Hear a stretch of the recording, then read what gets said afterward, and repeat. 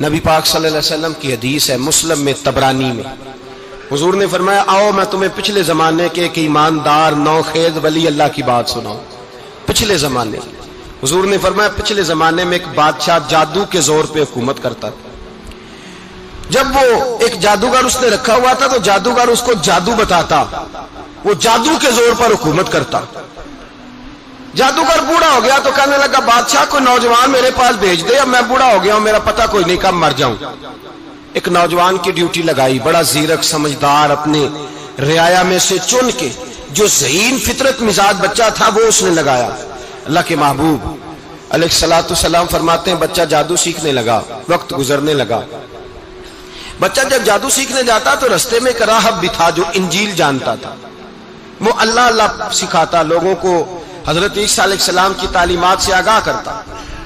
اس نے دیکھا کہ یہاں بھی لوگ اکٹھے ہیں تو وہ بچہ اس راہب کے پاس بھی اٹھنے بیٹھنے لگا۔ اب جب اس کے ساتھ اس کی گفتگو بڑھنے لگی تو اس کو باتوں میں لذت آنے لگی۔ اس نے راہب نے پوچھا کہ تو کون ہے اور کس طرح سے آیا ہے، کیا تیرا معاملہ ہے؟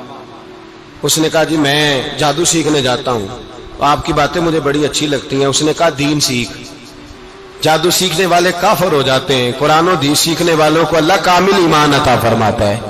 فرمایا یہ سیکھ۔ بچہ بیٹھنے لگا، اس کے پاس آنے لگا، باتیں دل میں گھر کرنے لگی۔ ایک وقت آیا کہ مسلمان ہو گیا، اور مسلمان کیسے ہوا؟ بچہ کہتا ہے میں تجربہ کر کے ہوا۔ اب میں تھوڑا سا وقت جادوگر کے پاس بھی جاتا اور باقی سارا وقت وہاں بیٹھتا۔ میں ایک دن جا رہا تھا تو رستے میں اژدہا تھا، بہت بڑا سانپ تھا، رستہ روک کے کھڑا تھا۔ یہ حضور نے بیان کی حدیث۔ نبی پاک صلی اللہ علیہ وسلم فرماتے ہیں بچہ کہتا ہے کہ رستے کے اندر سانپ ہے، رستے بند ہے، لوگ چھتوں درختوں پہ چڑھے ہیں، ہراش ہے۔ کہتے چھوٹا سا روڑا میں نے اٹھایا تو میں نے کہا اللہ اگر جادوگر سچا ہے تو اسے مار دے۔ چھوٹا سا روڑا میں نے پھینکا، اژدہا کوئی نہ مرا۔ پھر چھوٹا روڑا اٹھایا، میں نے کہا اللہ اگر وہ عالم سچا ہے تو اسے مار دے۔ اب جب میں نے روڑا مارا تو اژدہا مر گیا۔ میرے اندر سے گواہی آئی نہیں دین کی باتیں سچی ہیں، نہیں قرآن کی باتیں اسلام سمجھانے کے لیے عرض کر رہا ہوں، اگرچہ اس دور میں انجیل تھی۔ اللہ رسول کی باتیں اچھی ہیں۔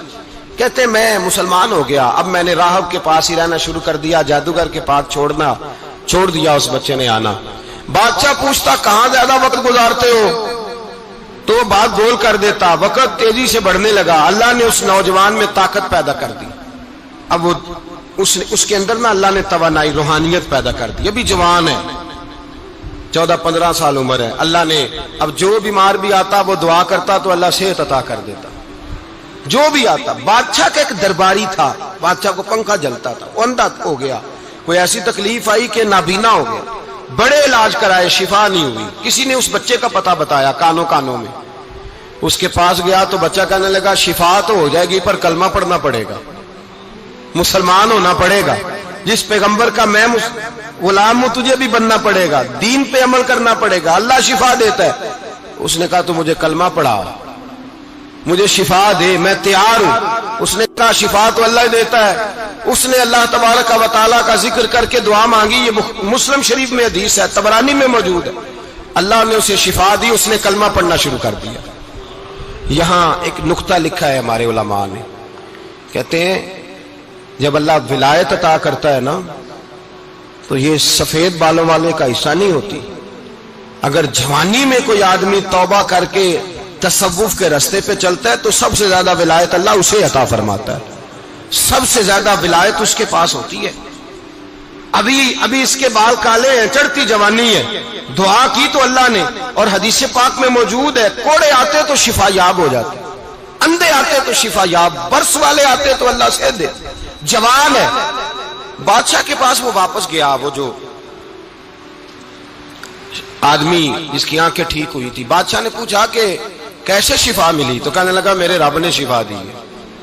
بادشاہ سجدے کراتا تھا، اپنے آپ کو منواتا تھا، معاذ اللہ، کہنے لگا میرے علاوہ کون رب ہے؟ اس نے کہا وہی رب ہے جس نے تجھے پیدا کیا ہے، اور وہی رب ہے جس نے مجھے اندھے کو آنکھیں دی ہیں، وہی ہے میرا مالک۔ کہا اچھا تو مجھے نہیں مانتا؟ کہا نہیں میں اپنے رب کو مانتا ہوں۔ بادشاہ نے اسے سزا دی، ستایا، اس نے بچے کا پتہ بتایا، پھر بچے کو بلا کے ستایا تو اس راہب کا پتہ بتایا، راہب بھی قتل ہو گیا، نابینا بھی قتل ہو گیا۔ بادشاہ نے کہا سپاہیوں سے اس بچے کو لے جاؤ اور پہاڑ کی چوٹی پہ جا کے نیچے پھینکو تاکہ مر جائے. بچہ پہاڑ کی چوٹی پہ گیا تو ہاتھ اٹھا کے کہنے لگا یا اللہ میرے لیے نہیں اپنے لیے، میرے لیے نہیں اپنے لیے انہیں اپنی قدرت کے جلوے دکھا. میرے لیے نہیں، اللہ کے بندے اپنی جان بچانے کی دعائیں نہیں مانگتے، اپنے لیے انہیں اپنی قدرت کے جلوے دکھا. یہ دعا مانگی، جتنے لوگ ساتھ آئے تھے وہ سارے زمین پہ گرے اور سب مر گئے، پہاڑ سے گر کے مر گئے. بچہ واپس سیدھا بادشاہ کے پاس کہنے لگا لو بھائی میرے رب نے مجھے بچا لیا ہے.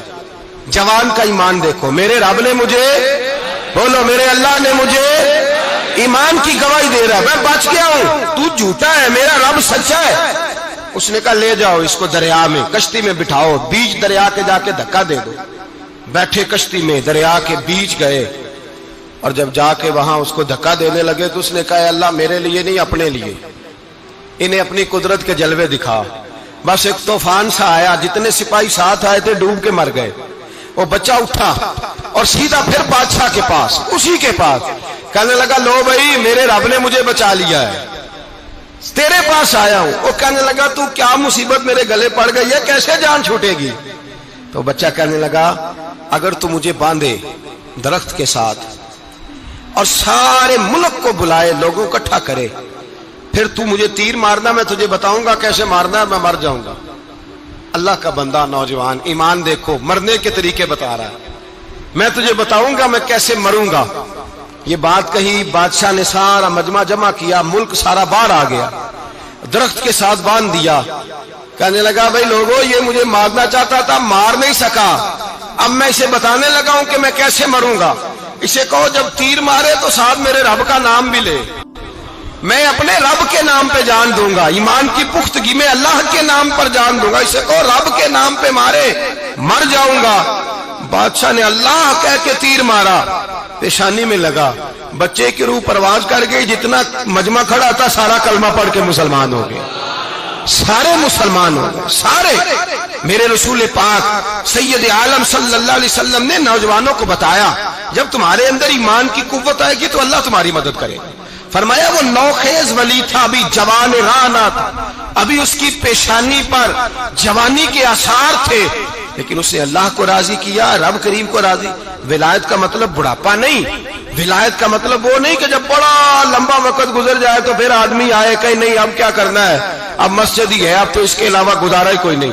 تو اس وقت کا آنا اللہ کی بارگاہ میں قبول تو ہے، لیکن شاباشی اسی کو ملتی ہے جو جوانی کا وقت آئے، جو عین اس وقت آئے جو وقت میرے رسول پاک علیہ السلام کے غلام عبداللہ ابن عمر، حضرت عبداللہ ابن عمر رضی اللہ تعالیٰ عنہ فرماتے ہیں کہ میں نکلا، مجھے سفر کے لیے جانا تھا، تو تھوڑی سی کھجوریں، تھوڑا سا سرکہ، ایک شہد کی بوتل، چیزیں میں نے سفر کے لیے ساتھ رکھ لی. میں جب مدینے سے باہر صحرا میں نکلا نا تو رمضان نہیں تھا، غیر رمضان تھا. میں نے ایک نوجوان کو دیکھا بکریاں چرا رہا ہے، بکریاں چرا رہا ہے. اے جوان، آپ فرماتے ہیں اس کا چہرہ بڑا نورانیت والا، گرد پڑی ہوئی پر بڑا حسین. فرماتے ہیں میں نے اس کو کہا کہ آ جاؤ کھانا کھا لو، روزے بھی نہیں تھے. کہنے لگا نہیں میں نے روزہ رکھا ہوا ہے. فرماتے ہیں میں نے کہا پتہ کروں کہ نیرا نیک ہی ہے کہ پرہیزگار بھی ہے. نیک وہ ہوتا ہے جو نماز پڑھے روزہ رکھے، پرہیزگار وہ ہوتا ہے جو گناہ سے بچے، وہ پرہیزگار ہوتا ہے. کہا پتہ کروں پرہیزگار بھی ہے کہ نہیں. کہتے میں قریب گیا تو میں نے جا کے اس کو کہا بھائی تیری بکریاں بڑی پیاری ہیں، میرا دل کرتا ہے ایک بکری مجھے دے دو. کہتے وہ جوان، غربت بھی، پریشانی بھی، پر دامان توکل کی یہ خوبی ہے کہ اس پر پابند لگے ہوتے ہیں، دھبے نہیں ہوتے. غربت ہے. کہا جناب ایک بکری دے دو. آنے لگا جناب بکریاں میری نہیں، بکریوں کا مالک کوئی اور ہے. کہتے میں نے آزمانے کے لیے کہا کہ بکریوں کے مالک کو کہنا ایک بکری بھیڑیا لے گیا ہے، کہہ دینا بھیڑیا لے گیا ہے. تو کہتے اس نے میری طرف دیکھا، گرد سے اس کے بال لٹے ہوئے، آنکھوں میں روشنی، چہرے پہ اطمینان، لب و لہجے میں ایمان کی طاقت. نوجوان کہنے لگا حضور بکریوں کے مالک کو تو کہہ دوں گا بھیڑیا لے گیا ہے، جب عرش کا مالک پوچھے گا تو کیا جواب دوں گا، اللہ کو کیا جواب دوں گا. کہتے ہیں میں کانپنے لگا، اس کی بات سن کے واپس آیا، جو کام نکلا تھا وہ چھوڑا، واپس لوٹ آیا. میں نے پتہ کیا کس کا غلام ہے، پتہ چلا فلاں آدمی کا ہے. کہتے میں نے پہلے غلام خریدا، پھر پتہ کیا تیرے پاس بکریاں کتنی ہیں، اس نے کہا 400. کہتے میں نے مالک سے ساری بکریاں خریدی، پھر غلام کو بلایا، پھر وہ بکریاں تحفے میں دی، تحفے میں۔ کہنے لگا حضور یہ سارا کچھ مجھے کیسے ملا؟ میں نے کہا تیرا ایمان بڑا پختہ تھا تو میرے رب نے تجھے انعام عطا فرمایا۔